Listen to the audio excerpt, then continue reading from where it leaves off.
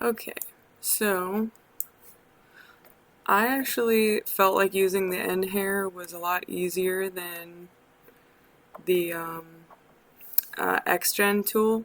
I imagine maybe XGen would help make the end hair look more real, but I could see making these be a little simpler, having maybe more control.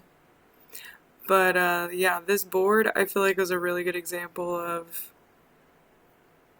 like lots of hair movement on different animals. Like, look at all that.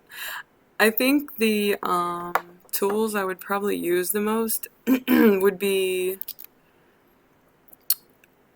maybe the stretch and like the I wouldn't use it to like a huge degree, but the also like I can't remember what all of them are called, but the one that made it so that that bend was looser. I think that would be really useful, especially for fast moving stuff like this puppy.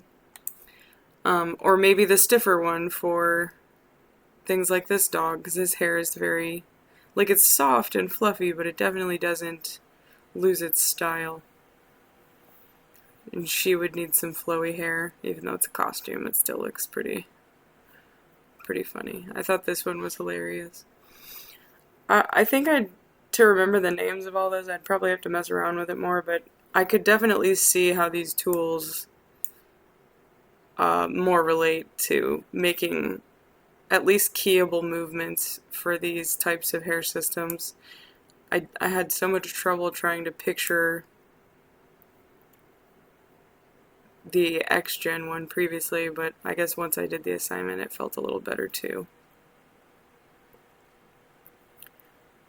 I think once I render some of the end hair systems, maybe it'll kind of be visually easier to tell if they're able to take on these textures, but yeah, these are some of the people ones. I definitely could see some of these movements when I was working on 2.1, so I definitely can see how they're possible.